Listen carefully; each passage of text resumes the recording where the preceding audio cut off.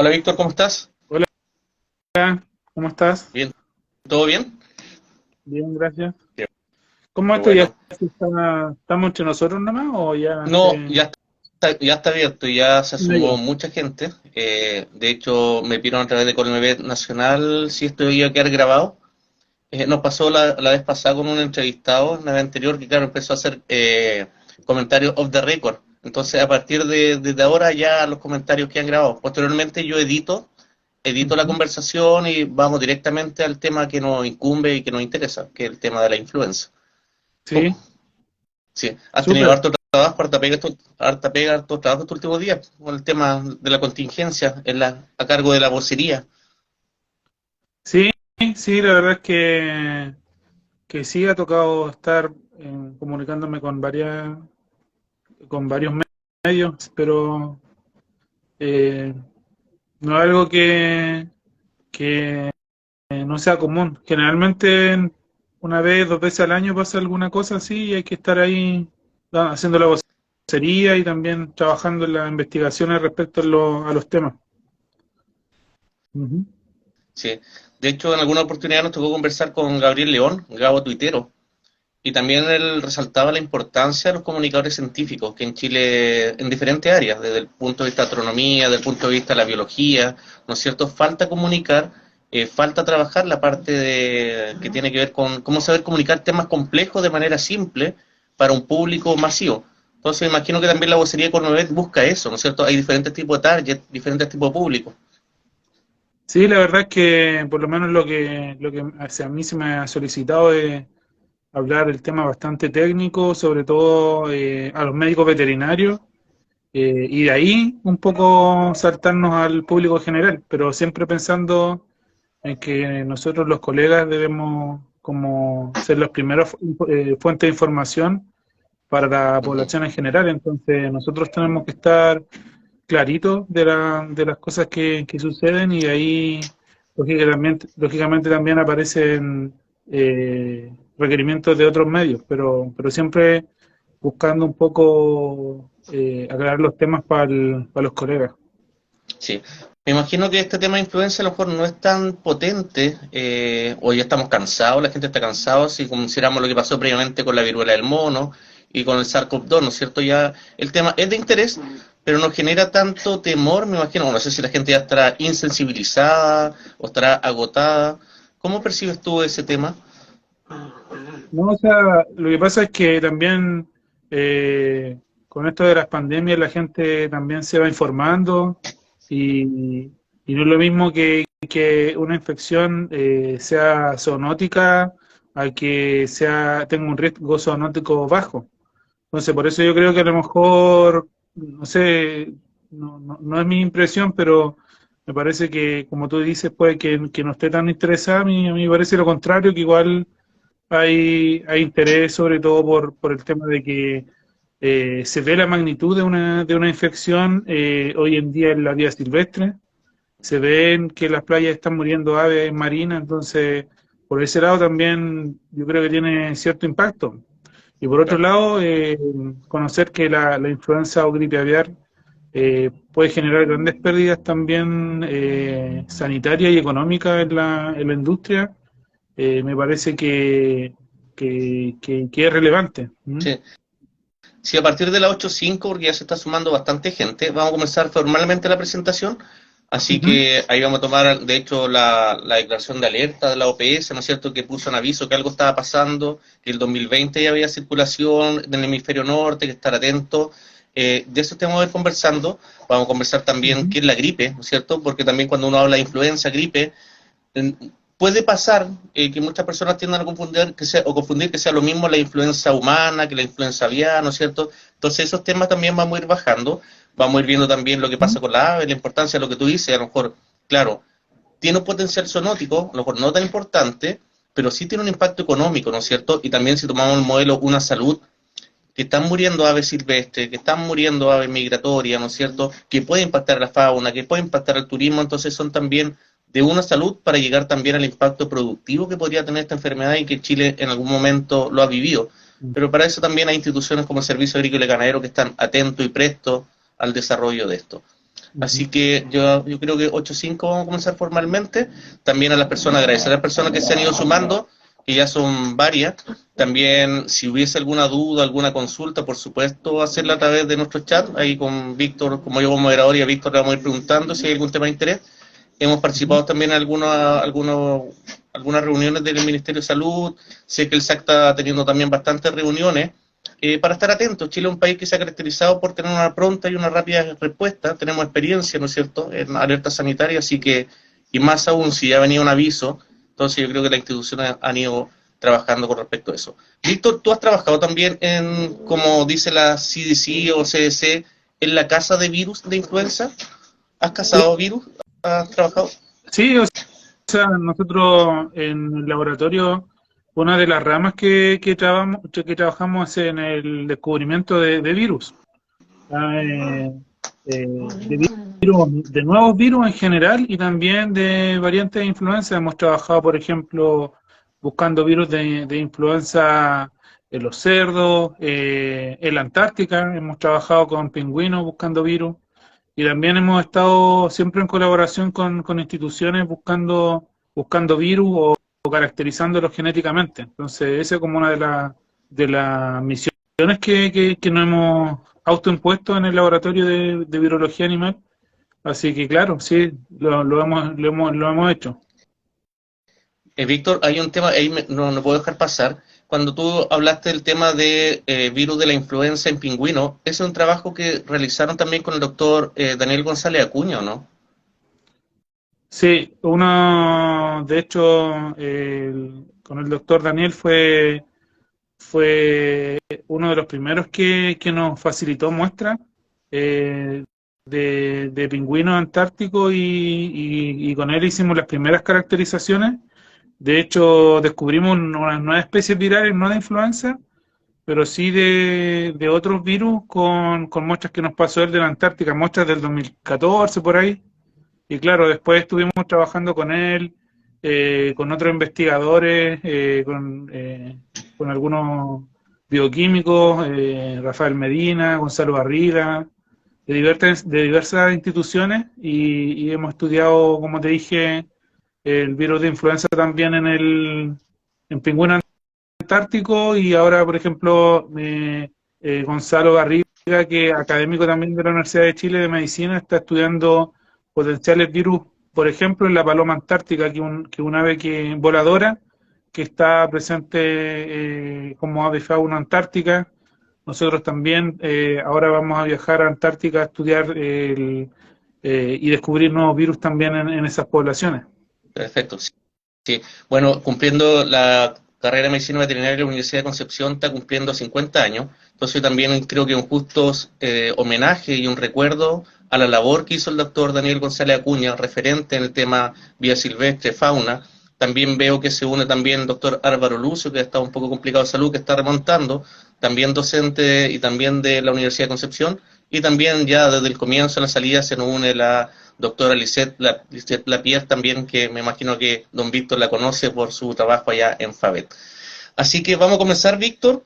Voy a comenzar con una pequeña introducción, agradecer a todos aquellos colegas y no colegas y también de otras áreas multidisciplinarios, este tema también de importancia trans, inter y multidisciplinario, y comentarles que el 19 de noviembre la Organización Panamericana de Salud genera una alerta epidemiológica por brotes de influenza aviar y las implicancias para la salud pública en la región de la América. ¿A qué se debe esta alerta que genera la OPS? Al incremento de brotes de influenza aviar de alta patogenicidad en granja avícola, de traspatio y aves silvestres en la región de la América. Es así, no vamos a indicar el lugar puntual, que el 5 de diciembre de este año se encuentran 3 aves silvestres en el norte de nuestro país, que posteriormente el día 7 se confirma en el laboratorio Los Aguirre del Servicio Agrícola y Ganadero que tenían influenza aviar tipo A, ¿no es cierto?, altamente patogénica. Y para hablar de este tema, hemos invitado al vocero del Colegio Médico Veterinario, lo vamos a presentar, el médico veterinario Víctor Neira Ramírez, médico veterinario de la Universidad de Concepción, el doctorado en Ciencia Agropecuaria también de la Universidad de Concepción, con un postítulo, ¿no es cierto?, posgrado en la Universidad de Minnesota, experto en virología animal, académico, investigador, y también el vocero del Colegio Médico Veterinario de la Comisión Una Salud para hablar de este tema. ¿Cómo estás, Víctor? Muy bien, muchas gracias. También me gustaría mencionar que actualmente soy académico en la Facultad de Ciencias Veterinarias y Pecuarias de la Universidad de Chile. Así que desde ahí estamos trabajando hoy en día para poder entender mejor las dinámicas virales y tener la oportunidad también con el Colmebet de hacer vocería. Perfecto, ¿no? Yo veo también tiene varios saludos, varios reconocimientos, un crack, dicen por Víctor también. Mm. Víctor, ¿qué es la influenza o la gripe aviar? Bueno, la gripe aviar es una enfermedad infecto-contagiosa de origen viral, ¿ya? Y el virus presente en estas infecciones es el virus de influenza A, ¿ya? Pero el virus de influenza A hay que recalcar que tiene una gran variabilidad genética, ¿ya? Entonces hay algunas cepas virales que también podemos clasificar los virus en subtipos. Algunos de ellos afectan a las aves. Y los que afectan a las aves entonces se les denomina influenza o gripe aviar. Hay algunas que son de humanos, por ejemplo, y esa sería la influenza estacional, ¿ya? Por ejemplo, el H1N1, que es un virus estacional hoy en día que tenemos nosotros en los seres humanos. O, por ejemplo, también tuvimos un virus pandémico en el 2009, que fue el H1N1 pandémico. ¿Te fijas? Entonces, dependiendo de la cepa, ¿ya? Hay algunas especies que son más susceptibles a esas cepas, ¿ya? Las que son en donde los virus que afectan a las aves se les termina denominando influenza aviar, ¿ya? Y en Entonces son enfermedades, perdón, son enfermedades gripales que son, podríamos decir que son casi especie específicas, ¿no es cierto? Que afectan, hay un tipo de influenza que es de ave, hay una influenza porcina, está la influenza humana, ¿no es cierto? Y también mirando el reporte de MinSal, tuvimos, como tú bien mencionas, el caso de H1N1, influenza estacional, que llegó fuera de temporada, que llamó la atención de los investigadores, que afectó principalmente a niños de 5 a 15 años. Pero el tema de esta influenza es un tema puntualmente que afecta a las aves, principalmente a las aves silvestres. Claro, también está el conocido influenza equina, que hizo brote el 2012, ¿te fijas? Pero claro, no es que sea tan especie específica, pero hay predilección por cierto tipo de especies, ¿ya? O por grupos de especies. Entonces, por ejemplo, en este caso, hay cepas que son, que las aves son las susceptibles, son las de influenza aviar, ¿ya? Y hay que recalcar que existen de baja patogenicidad y de alta patogenicidad, ¿ya? Y eso se relaciona al poder dañino que tienen las cepas en los animales. Entonces, las cepas de influenza aviar de baja patogenicidad son muchísimas, ¿ya?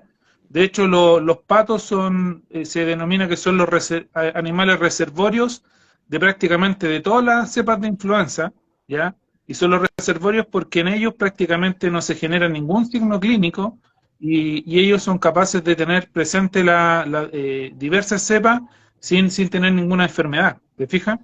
Entonces, Eh, cuando tú, perdón, hablas de patogenicidad, Víctor, se refiere a la capacidad de producir daño. claro. Entonces, uno podría explicar que hay dos tipos de variantes, ¿no es cierto?, dando vuelta, de baja patogenicidad y de alta patogenicidad. Y la que estamos viviendo actualmente en nuestro país, que este H5N1 es una cepa de alta patogenicidad o de provocar gran daño al huésped, ¿no es cierto? Claro, entonces, por ejemplo, las de baja patogenicidad en la vida silvestre, en general, no causa enfermedad. Las aves son asintomáticas y incluso en las aves de corral, donde en general las aves de corral son más sensibles, provoca una enfermedad de carácter leve. Ya ha habido algunos brotes de patogenicidad, perdón, estos últimos años en la industria avícola, causando muy pocos problemas, sin mortalidad o muy baja mortalidad, y lo que estamos viendo ahora es algo nuevo. Es una cepa de alta patogenicidad del subtipo H5N1, ¿ya? Que es capaz de generar mortalidades de hasta el 100% de los animales afectados. Entonces, sobre todo en la ave de corral. Entonces, una cepa muy virulenta, que tiene un gran potencial de causar daño en las aves, y se describe, por ejemplo, que puede generar muerte del 100% en menos de 48 horas. Entonces, su impacto es bastante potente. Exacto, o sea, una alta letalidad, o sea, del número total de aves infectadas, prácticamente el 100% podría llegar a fallecer. Ahora, en esta cepa, en estas variantes, ¿Qué importancia tiene la ave silvestre, la ave migratoria? Esa es una súper buena pregunta, ya que, por ejemplo, eh, el virus se disemina o se transmite a largas distancias a través del movimiento de aves silvestres. ¿Ya? Esta cepa de H5N1 altamente patogénica ya está circulando en el mundo, o esta en específico, desde el año 2021, ¿ya? En la zona de Asia, China, y luego se fue transmitiendo a Europa, de Europa fue saltando a África y también a Norteamérica, y de Norteamérica se movió hacia el sur, ¿cierto? Y llegó hasta Sudamérica. Y todo esto debido a el movimiento de aves migratorias, que es un movimiento que uno no puede evitar, ¿verdad? Entonces, en algunas aves, el virus no mata tan rápido, sobre todo esta gaviota migratoria, ¿verdad? Y eso hace de que el virus sea capaz de atravesar grandes distancias, ¿ya? Y de esa manera poder diseminarse, y hoy en día ha llegado prácticamente a todo el mundo. Nos están haciendo una consulta también, y de hecho le iba a preguntar, ¿cómo se transmite este cuadro viral entre aves? Ya, a larga distancia, ¿cierto? Se mueve aves volando, ¿cierto? Migratorias, pero cuando llegan a un nuevo lugar, o la transmisión, digamos, entre animales, va a ser principalmente por contacto directo. Un ave afectada puede tener el virus en sus secreciones, por ejemplo, va a estar en la saliva, en las heces, ¿fija? En la respiración. Entonces, si está en contacto estrecho, eventualmente se puede producir esta transmisión, sobre todo en las aves que son bien gregarias, que viven todas juntas, se puede dar mucho más fácil la transmisión, ¿ya? En el ambiente eventualmente podría quedar, pero los virus de influenza, por sus características en general, sobreviven muy poco tiempo en el ambiente, ¿ya? Por lo tanto, eh, por ejemplo, a nivel del mar, con agua salada, etcétera, yo considero que es difícil de transmitirlo de esa manera.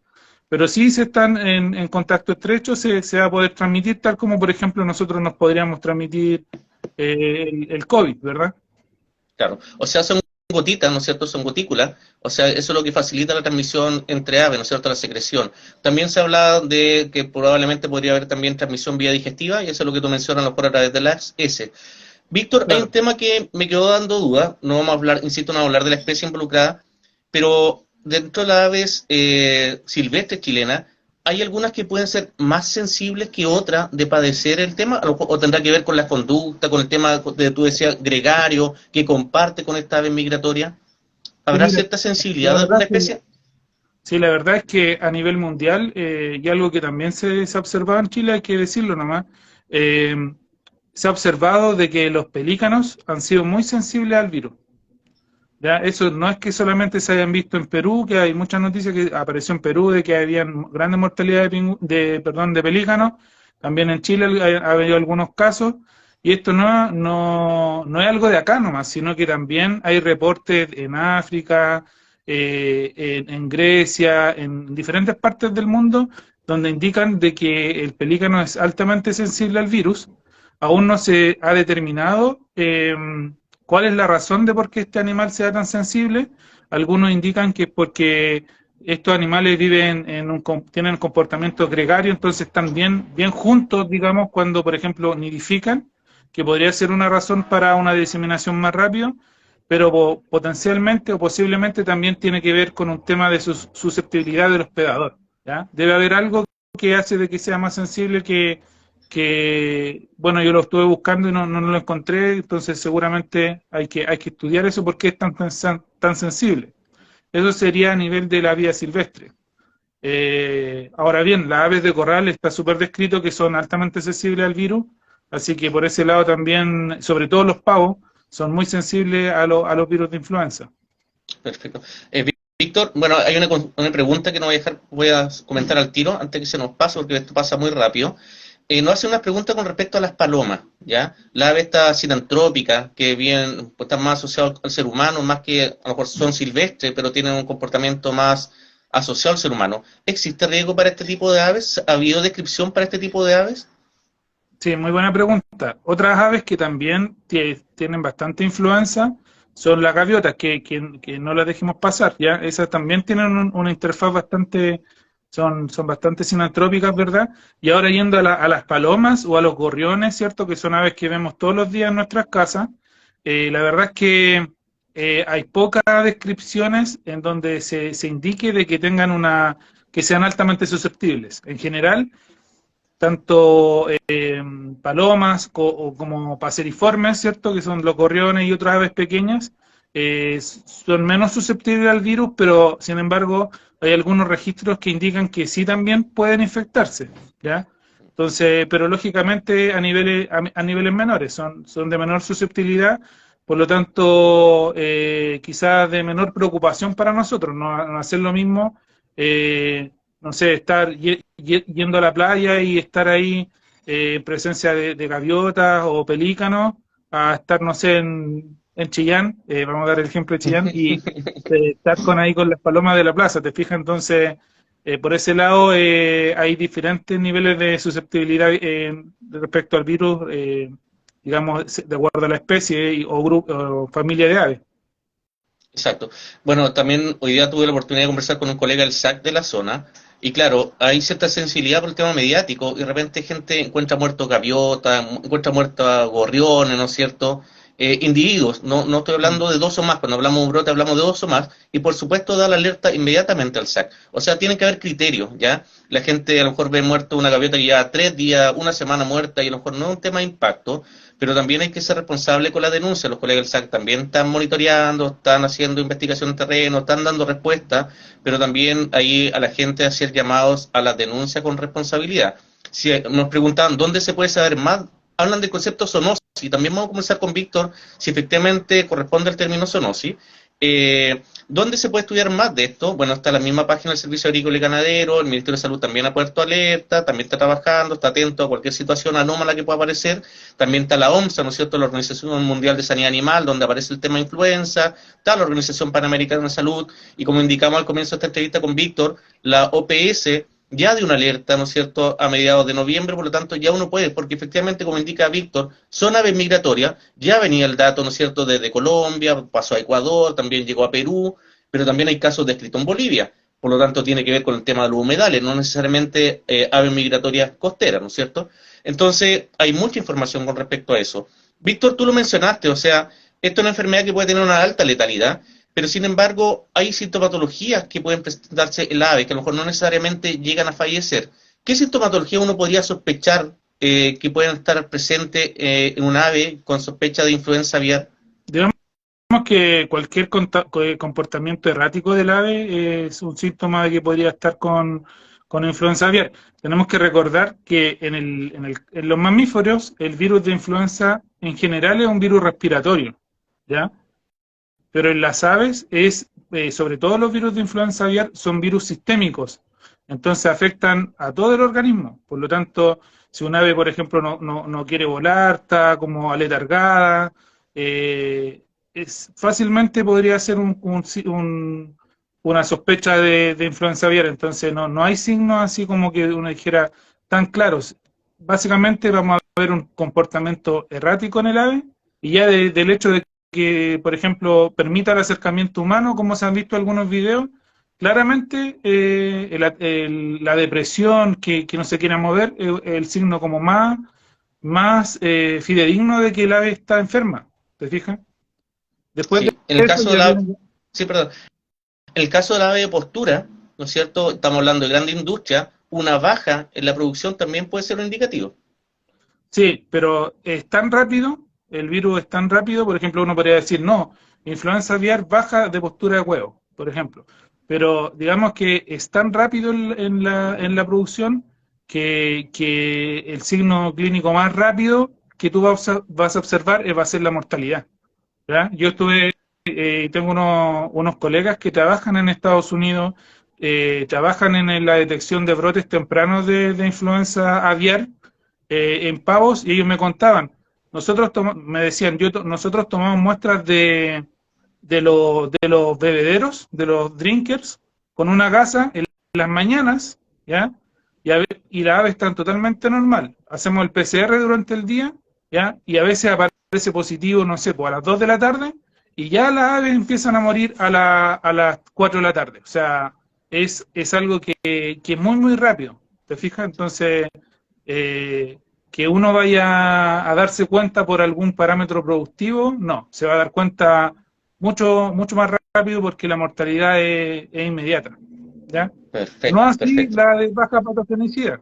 La de baja patogenicidad casi podría pasar eventualmente desapercibida, ¿ya?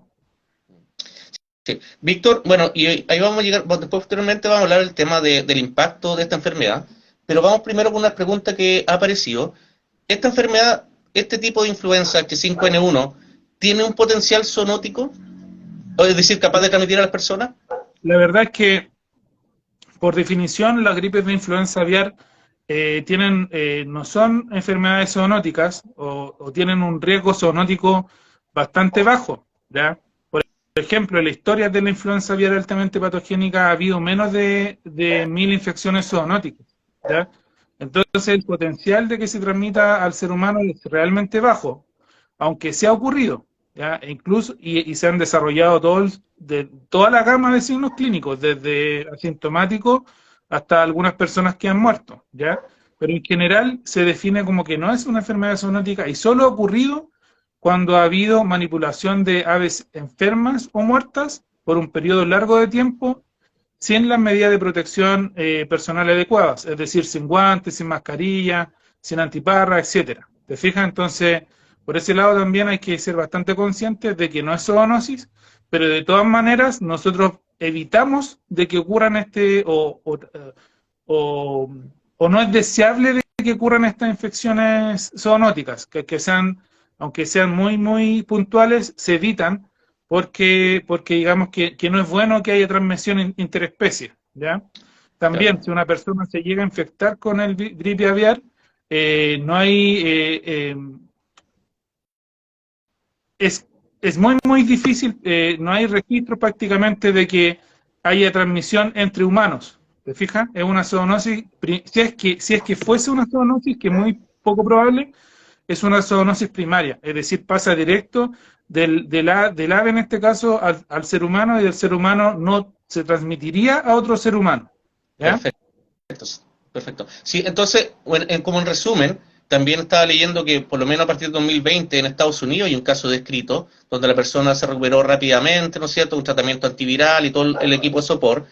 Pero la descripción general que es una, si lo clasificamos como enfermedad zoonótica, es de presentación esporádica o excepcional, ¿no es cierto? No es como tú indicas, bien indica, ¿no es cierto? No se ha descrito aún, porque sabemos que los virus van cambiando, van mutando, por eso la información de que pueda transmitirse a otra persona. No hay evidencia de eso.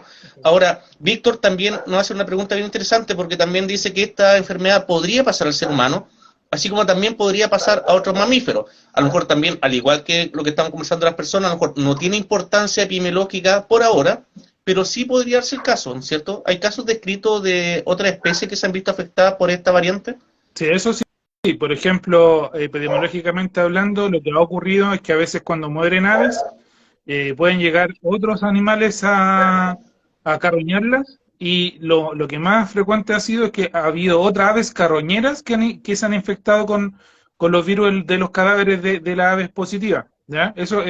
Ha sido muy común, pero también se ha registrado la presencia de mamíferos marinos y otros mamíferos, algunos caninos, por ejemplo, el zorro rojo en Estados Unidos, al tomar contacto con cadáveres se ha infectado, incluso han muerto. Entonces, existe un potencial de que algunos mamíferos se vean afectados y eso está bastante documentado, sobre todo en Estados Unidos. Así que por ese lado también de bastante preocupación, ha causado mortalidad en mamíferos marinos, en focas y también, como te dije, en alguna otra especie de caninos principalmente. Sí, bueno, y ahí también lo que tú explicabas, el riesgo ahí no, sigue siendo bajo para el ser humano, sino que para esta especie donde está focalizado, ¿no es cierto? Claro. Entonces, concluimos el tema, bueno, ahora, de todas formas, aunque el riesgo sea bajo y la presentación esporádica, también se pone en alerta, ¿no es cierto?, la parte de salud ocupacional, quien toma contacto con los animales, que toma contacto con sus secreciones, con sus eyecciones, ¿no es cierto?, eyecciones. Por lo tanto, hemos aprendido que también es necesario, y más en ambientes mal ventilados o con nula ventilación, el uso correcto, como tú mencionabas, de mascarillas, de antiparra, de elementos de protección personal. Eso también debiese Claro, ser una norma que no solamente por este brote, por estas circunstancias, sino que debiese estar siempre estipulado, ¿no es cierto? claro, sí, sobre todo, pero sobre todo en la parte hay que como que recalcar el tema de que las operaciones en donde se estén observando aves muertas, que en ningún caso la población general vaya a manipular a los animales. Está súper, el SAC tiene muy claro el alineamiento y tiene un equipo bastante grande como para trabajar en el tema de los brotes, por lo que digamos que ellos piden que se denuncie y ellos mismos, junto con algunas otras instituciones, por ejemplo CRM Salud, van a los lugares, colectan las aves muertas, el protocolo indica que se entierran a una distancia, digamos, bien profundo para que no exista la posibilidad que algunos animales las desentierren. Y además todos esos manejos lo hacen con mascarilla N95, por ejemplo, con guantes, desechable, etcétera, para evitar ese riesgo ocupacional que tú mencionas. Por otro lado, también medidas de ese estilo también se podrían tomar en algunas granjas, ¿cierto? O planteles, en el caso de que hubiese alguna sintomatología clínica o alguna sospecha. Exacto. Sí, ahí, Víctor, también es recalcar lo que tú señalas, porque pueden haber agrupaciones que sean, no sé si concepto animalista, porque animalista o que trabajen con fauna, eso yo creo que es más acertado, que trabajen con fauna. Aquí ante el hallazgo de estas aves no hay que manipularlas ni trasladarlas. Es lo que tú mencionabas, ¿no es cierto? Y el protocolo del Servicio Agrícola y Ganadero, del SAC, que ante el hallazgo de las aves, estamos hablando ya sea en la costa o dentro de los planteles avícolas, ¿no es cierto?, sean enterrados en el mismo lugar y evitar al máximo cualquier tipo de traslado para evitar la diseminación. Si uno piensa, por ejemplo, relleno sanitario, que alguien dice, oye, llevemos el relleno sanitario, escuchaba un ejemplo ayer, y utilizaba un camión compactador, los virus van a quedar en el camión compactador. Y después llegan a un relleno sanitario donde hay una cantidad de aves también bastante impresionante. Por lo tanto, la recomendación es que no se manipule, por supuesto que lo primero es dar aviso al Servicio Agrícola y Ganadero que han estado en una situación, ¿no es cierto? A través de Instagram, el Servicio Agrícola y Ganadero ha explicado cuáles son tus teléfonos, sus mecanismos. De hecho, hay un decreto de alerta sanitaria, por lo tanto, hay más recursos asignados al Servicio Agrícola y Ganadero. Por lo tanto, las recomendaciones van lo que tú mencionas, ¿no es cierto? Evitar la manipulación, llamar al Servicio Agrícola y Ganadero. También yo creo que un tema llamativo, Víctor, y yo creo que lo mencionaste con el tema de los perros, de los gatos, evitar que la gente lleve estos animales, y no solamente por estas circunstancias, cuando están las aves anidando, ¿no es cierto?, que los perros anden libremente en las playas. Yo creo que también hay mucho la conciencia de las personas con respecto a esto. No hace, bueno, hay una pregunta que tú lo explicaste muy bien, que hay que ser, ante el resultado de una muestra positiva, ahí se activan los protocolos del Servicio Agrícola y Ganadero, ¿no es cierto?, los planteles avícolas. Recuerdo el caso del 2009, que fue bastante radical los manejos que se hacen con respecto a las naves, ¿no es cierto?, por una enfermedad altamente contagiosa, y eso está estipulado. Tú has trabajado también, tú mencionaste que había casos de baja patogenicidad en Chile, si mal no recuerdo, y por aquí lo anoté, el 2011, el 2016 y el 2021, y ahí los protocolos están establecidos, ¿no es cierto?, y ha funcionado, y eso creo que también ha generado un reconocimiento de Chile para la comunidad internacional. ¿Te ha tocado verlo o analizarlo o estudiarlo? Sí, nosotros tenemos algunos trabajos científicos respecto al tema y en general, no sé para dónde apunta con la pregunta, pero los protocolos que se hacen, Chile es un país libre de influenza aviar o sea, en las producciones avícolas, en la producción avícola, ¿verdad? Lógicamente la ave silvestre no se puede hacer mucho. Sí hay virus silvestres, pero a nivel de producción avícola, Chile es un país libre de influenza aviar. Cuando ha habido casos, la mayoría han sido de baja patogenicidad y se ha procedido a la faena de las aves y en algunos casos en el enterramiento de la eutanasia y el enterramiento de dichas aves para evitar una diseminación mayor del virus. Entonces, Exacto. por ese lado, el SAC tiene bastante experiencia en el control y erradicación de virus, y también los productores. Exacto.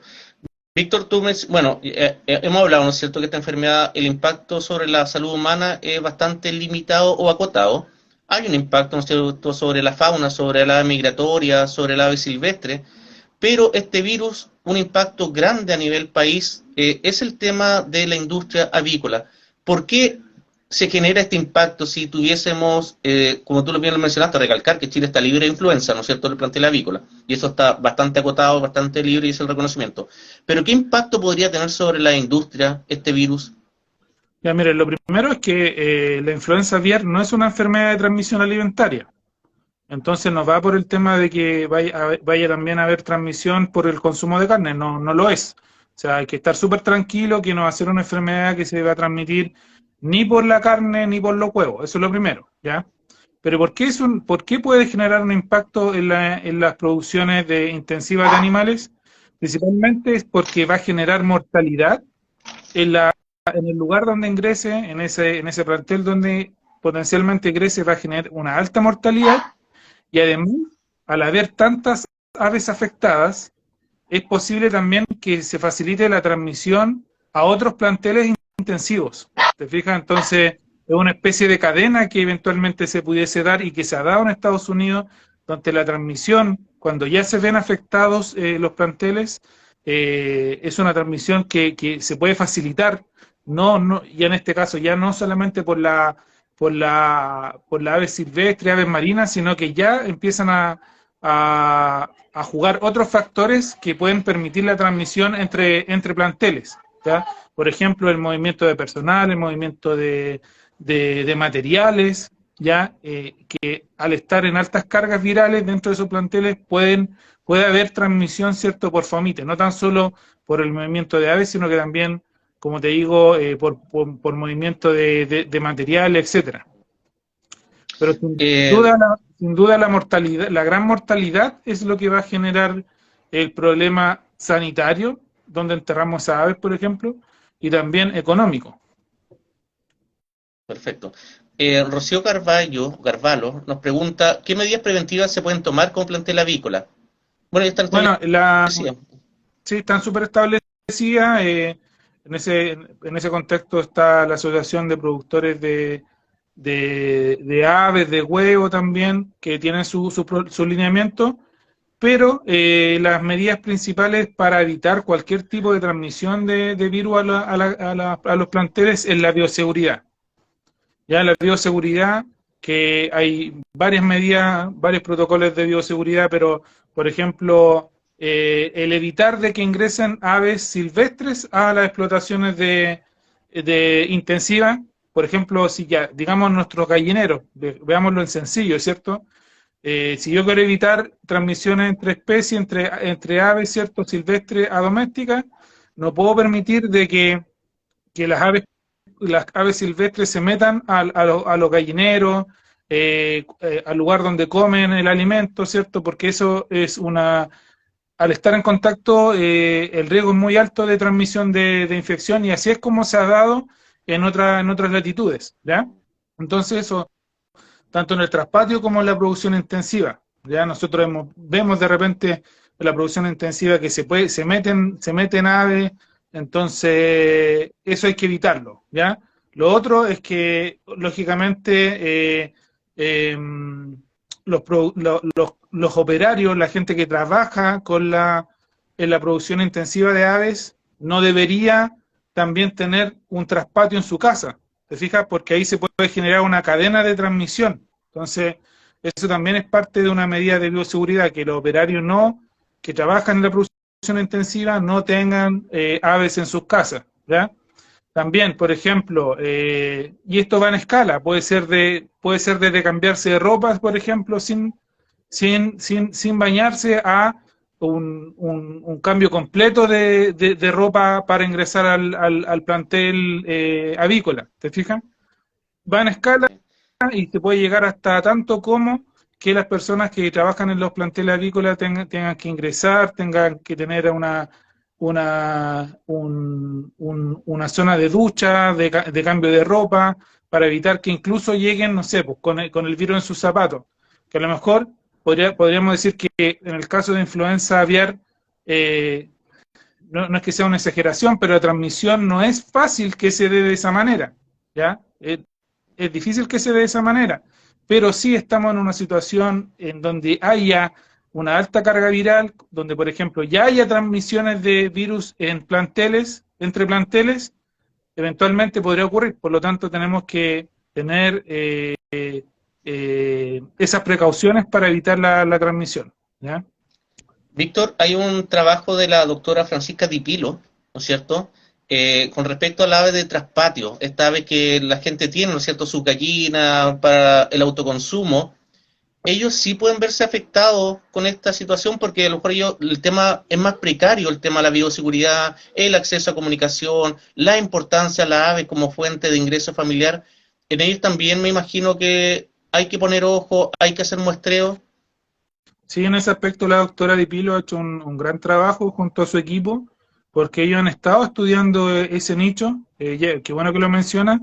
Puede haber influenza aviar, se ha encontrado de influenza aviar de baja patogenicidad en esa ave, y eventualmente también pudiese ingresar el virus de alta patogenicidad. Entonces, esos trabajos que ellos han hecho han indicado el riesgo y también, por lo que yo entiendo, han generado algunas medidas de bioseguridad para poder evitar que, sobre todo, de que haya contacto entre las aves silvestres y las aves domésticas. Sí, sí, muy bueno tu comentario en ese aspecto, porque no tan solo debe haber preocupación en las grandes industrias avícolas, ¿verdad? Sino que también a nivel de traspatio, en donde sobre todo se puede dar ese contacto. Por ejemplo, los traspatios que están cerca de los humedales o cerca de las zonas costeras, eventualmente pueden llegar ahí gaviotas u otro tipo de aves. Exacto. Ahora, tú mencionas también, y lo mencionaste, los humedales. Claro, está llegando al norte de nuestro país. Habitualmente los casos de influenza han llegado hasta la zona central de Chile, ¿no es cierto? Los humedales son lugar de preocupación también, ¿no es cierto? Ahí también deben enfocarse los muestreos. Cuando uno dice, claro, ave migratoria piensa al tiro en la costa, pero los humedales también deben ser fuente de preocupación. Sí, por ejemplo, hay gaviotas que pueden estar en la playa todo el día, pero después se van, no sé, a las lagunas mucho más adentro digamos, dentro del país. Entonces, hay que tener ojo ahí también con los humedales. Entonces, también hay movimiento de aves en esos lugares. También existe una potencial transmisión desde la ave migratoria hacia a las aves locales, en donde estas aves locales pueden, dependiendo de su susceptibilidad, algunas pueden morir y otras quedan como reservorios de virus, te fijas, y ahí se va generando esta cadena de transmisión de virus. Víctor, pensando también lo que tú mencionabas, podemos considerar este tipo de influenza como una enfermedad estacional es autolimitante en el sentido de que llega con la ave migratoria, ¿no es cierto?, en esta época y se acaba con el retiro de ella nuevamente el hemisferio norte. ¿Es una enfermedad considerada estacional? Mira, eso yo te podría ver, si hubiésemos hecho esta misma conversación hace 2 años, yo te diría que sí. Porque, ¿qué había ocurrido hace años atrás? Había también aparecido variantes H5N1 u otras también, pero H5, que por ejemplo llegaban a Estados Unidos, generaban un brote ya estacional, se generaban las medidas de control y prevención y erradicación del virus y después se acababa la estación o la temporada de influenza, ¿ya? Eso en otras temporadas. Pero hoy en día hemos visto de que siguen habiendo brotes en Europa, los reportes de la OIE o del OMS ahora, ¿cierto? Es, todos los días llegan reportes de influenza aviar, no sé, pues en un país de Europa, en Norteamérica, todos los días. O sea, es algo que esta cepa en particular no ha dejado de diseminarse, ha estado ya 2 años completos prácticamente diseminándose y generando brotes en todo, digamos, en todo el mundo, y ahora ya llegó a Sudamérica, y si es que llegase a aparecer brotes en la industria avícola, yo creo que es muy difícil de que sea algo estacional. O Sí, sea, que se se va a, mantenga de man- manera permanente. se va a Claro. mantener permanentemente el problema. Sí. Víctor, también quiero comentar, nos han preguntado dónde podemos sacar más información. El Servicio Agrícola y Ganadero, si mal no recuerdo, el año 2009, a cargo de esto, liderando, si no me equivoco, el doctor Rubén Moreira, tiene una publicación de lo que se hizo en la quinta región, donde se puede entender, se puede leer, aparece la descripción, lo que se vio con la ave traspatio, con crianza, si no me equivoco, habían, no sé si eran emú, parece que tenía, entonces hizo todo un tema muestreo. Entonces, hay información disponible donde a la gente, a los profesionales que quieran estudiar más, está y se puede entender cuál fue la realidad nacional y cómo se ha trabajado con respecto a esto. Y hay otro tema que te quiero plantear, que alguien lo señaló en alguna pregunta. ¿Qué pasa con los centros de rescate de aves? Ya, por ejemplo, acá en el Biobío tenemos uno que el colega a cargo dijo, ¿sabes qué? Yo no recibo aves silvestres porque tengo unos pacientes, tengo unos temas acá que son de, no sé con quién me puedo encontrar. Entonces también el llamado, si uno encontrase aves agonizantes, también no manipularlas, no llevarlas por las mismas circunstancias, ¿no es cierto?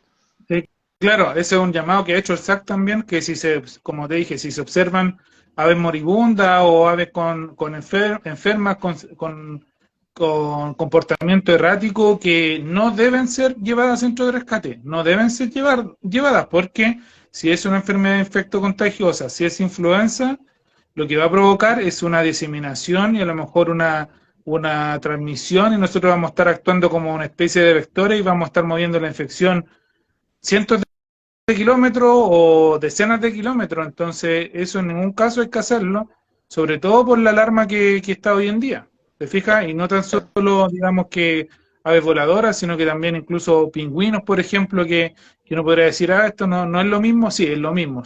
Un ave también puede estar siendo afectada por influenza, entonces hay que evitar cualquier movimiento a estos centros de rescate. Perfecto. Sí, hay un meme también que vi hace poquito de Chungungo, que es la mascota, ¿no es cierto?, de Cernapesca, que en este caso Cernapesca no tiene competencia, ¿ya? Y ellos también lo han manifestado, o sea, todo lo que sea aves migratorias, aves silvestres, termina el servicio agrícola y ganadero. Por lo tanto, hay una persona que hacía la consulta, si el servicio agrícola y ganadero está alejado y yo encuentro, estamos hablando todo en hipotético, ¿no es cierto?, encuentro aves muertas, hay que, insisto, y insistimos también, que hay que seguir los protocolos del Servicio Agrícola y Ganadero, que a través de sus redes sociales está indicando cuál es el correo de contacto, cuáles son los números de contacto, pero también el llamado a hacer denuncias con responsabilidad, ¿ya? Me imagino que el SAC también investigará todo tipo de muerte, también lo conversaba con un colega, o sea, de repente han habido muertes, me decían, de fardelas negras, por asfixia, porque quedan atrapados los barcos pesqueros, las factorías, pero igual hay que investigar, igual hay que hacer el monitoreo.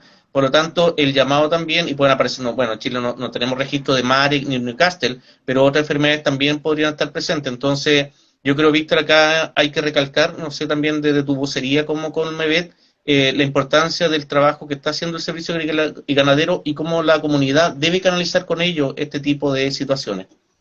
Sí, lo que tú indicas está súper certero, porque en el fondo el llamado es a no manipular las aves enfermas o muertas y llamar al SAC. El SAC, también tú dijiste, los pingüinos son de Cernapesca, ya.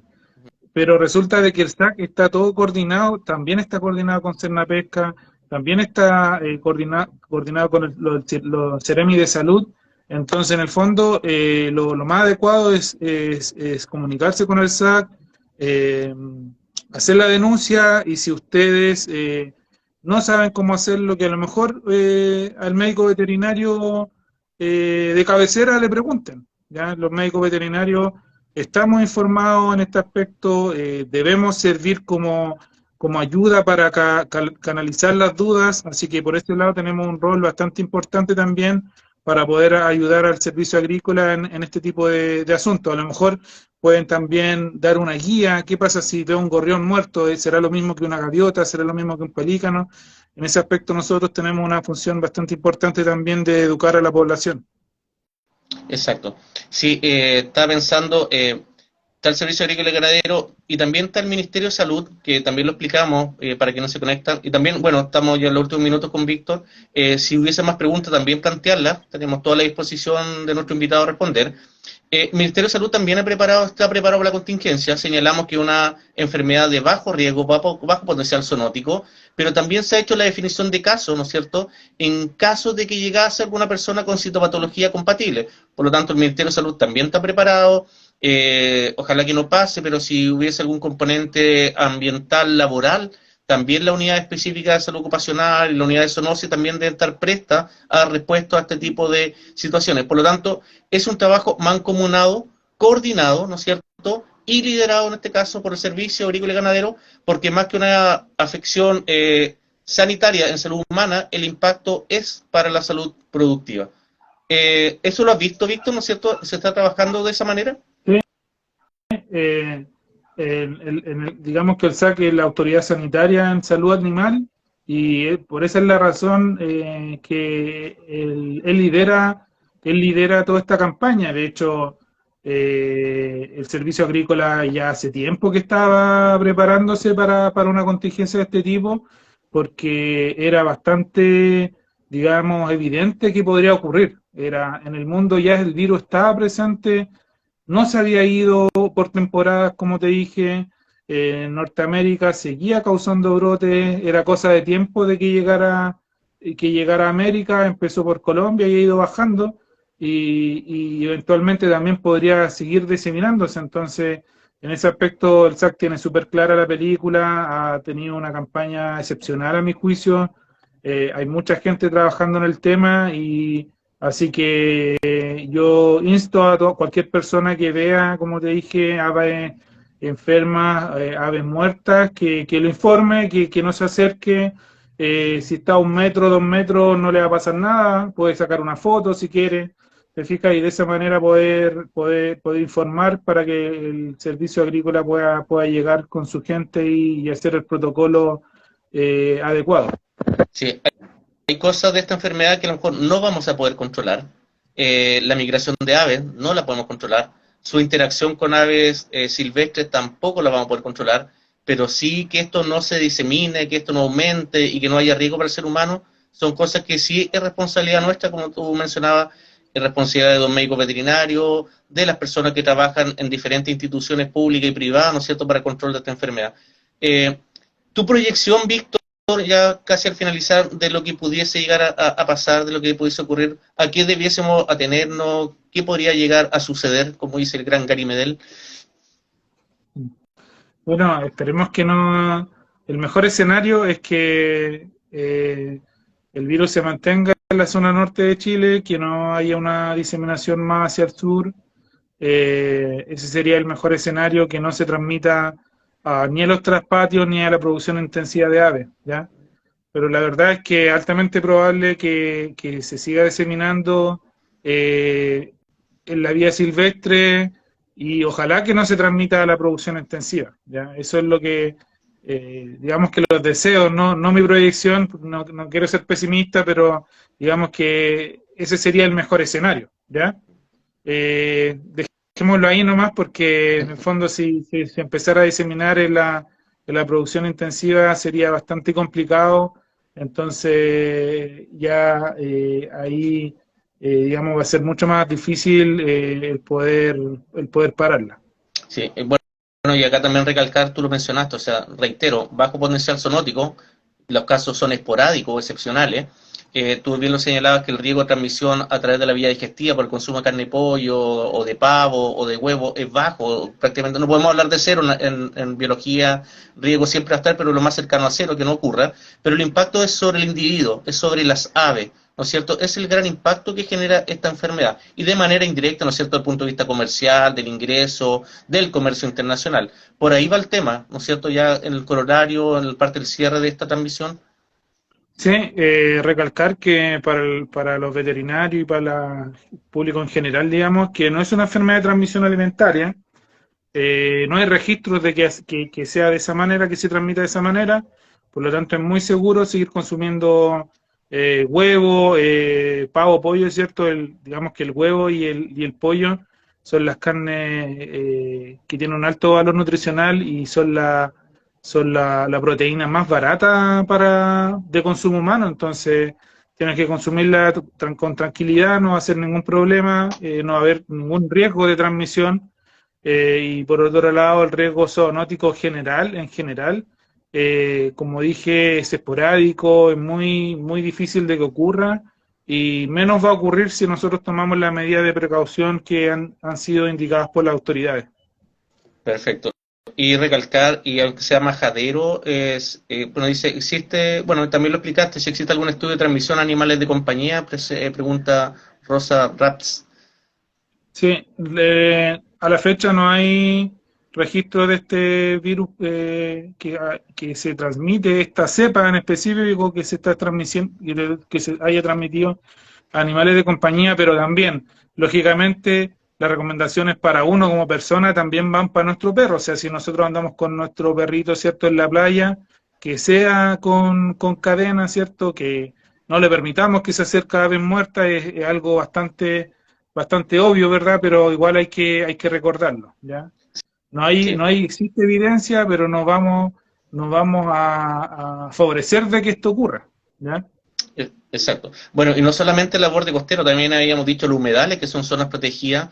Los animales, las mascotas, principalmente los perros, no pueden andar libremente por el impacto, no solamente sobre el tema de este virus que estamos conversando, sino también sobre la nidificación de la especie que llegan muchas veces a nuestro país o que son endémicas de nuestro país. Recalcar finalmente el tema del servicio agrícola y ganadero.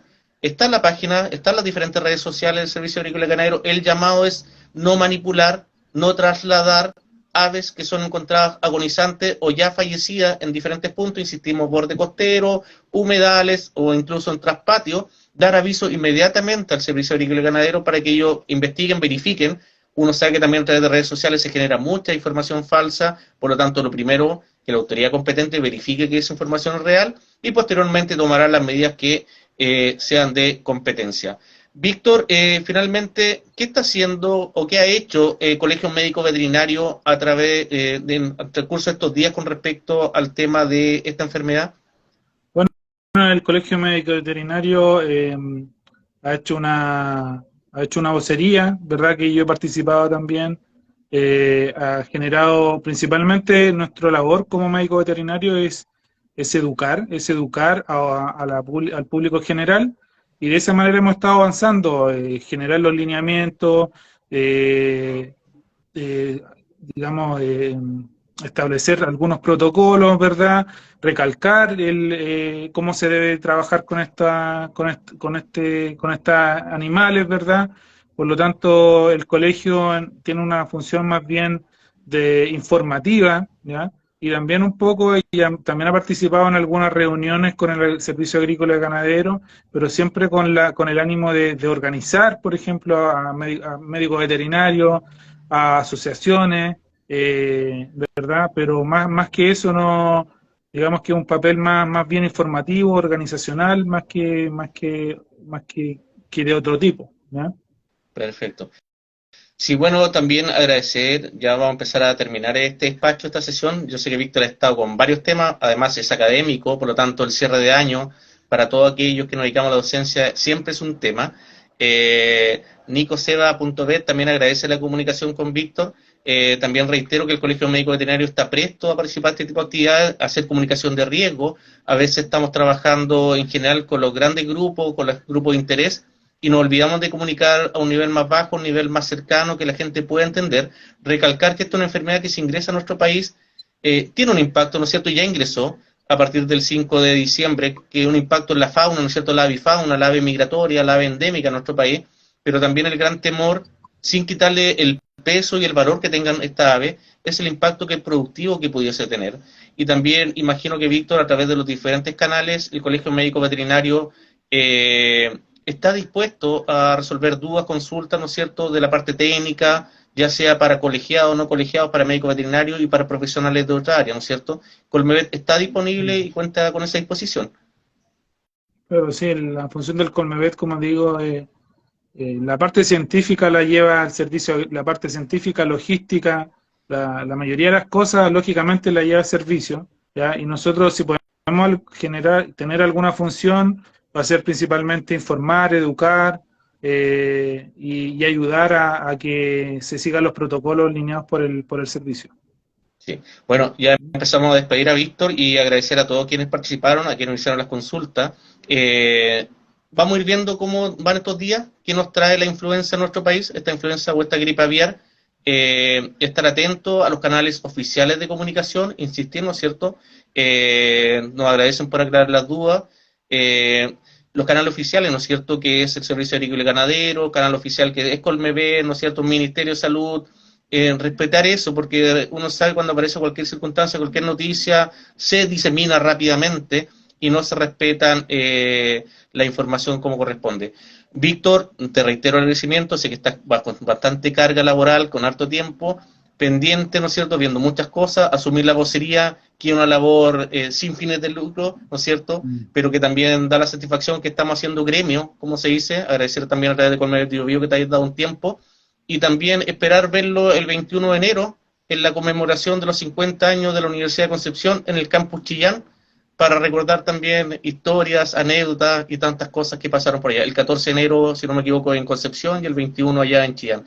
Así que, Víctor, no sé, ¿quieres comentar las últimas palabras? También dejo el micrófono abierto ahí para que pueda despedirse también e invitar a los colegas a trabajar por Colmebet. Sí, gracias Rolando por la invitación, encantado de poder participar en esta actividad.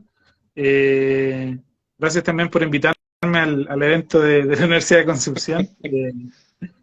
Pero bueno, recalcar solamente de que nosotros como veterinarios, digamos que es un gremio que tiene la oportunidad de educar a la población general, de guiarla y que digamos que tenemos que estar sincronizados con el servicio agrícola que digamos que tiene una red muy grande la cual está preparada para poder sobrellevar esta contingencia y el mensaje es que incluso como veterinarios, si vemos aves enfermas, ¿cierto? No por ser veterinarios las vamos a tomar y vamos a pasar sobre ese reglamento, sino que también sigamos las reglas, comuniquémonos con el SAC y hagamos las cosas como corresponde y de esa manera podemos aportar. Sí. Bueno, y para que nos hacen las consultas también, vamos a tratar, de hecho, esto queda grabado. Yo tengo que posteriormente ver la forma de bajar y también pasárselo a Colmebet Central, Colmebet Nacional, para que también a través de la página en YouTube de nuestra institución, de nuestro gremio, también podamos replicar, porque es un tema siempre importante, siempre contingente, y de repente hay gente que a lo mejor no alcanzó a ver o quedó con dudas. Bueno, a través de la respuesta de Víctor, yo creo que se han aclarado muchos puntos con respecto a esta enfermedad, así que, Víctor, muchas gracias por la información, muchas gracias por tu tiempo y por supuesto seguimos en contacto a través de la Comisión Una Salud del Colegio Médico Veterinario. Muchas gracias, que estén muy bien. Chao. Gracias a los que estés muy bien. Chao, chao. Sí, chao, cuídate, que estés bien. Igualmente.